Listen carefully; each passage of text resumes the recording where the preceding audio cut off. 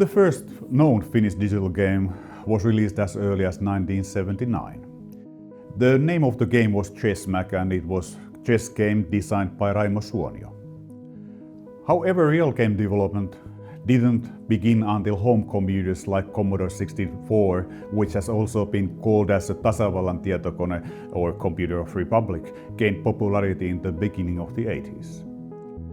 At first, game development was mostly a hobby, but in the mid-80s developers released the first commercial games. These early game releases targeted to the domestic market.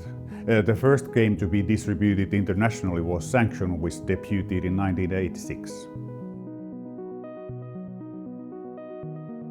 Up until the early 80s, games were typically innovations led by a single developer.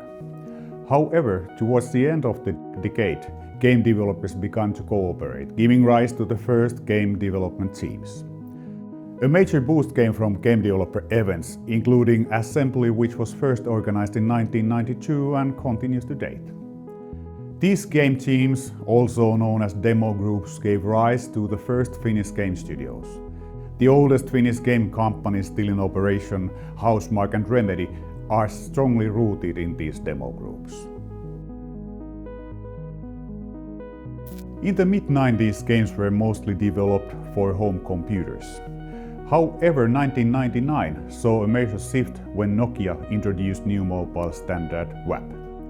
It seemed like a promising platform in terms of game development. Several game studios like Notorious Riot E were set up in its wake, and the Finnish game industry saw its first boom in mobile.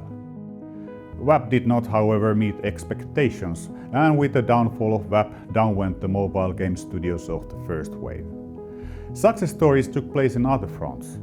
Housemarque's Supreme Snowboarding and Remedy's Max Payne to PC and consoles proved big hits, and Sulake's Hotel Goldfish, later known as Habbo Hotel, became an internet sensation.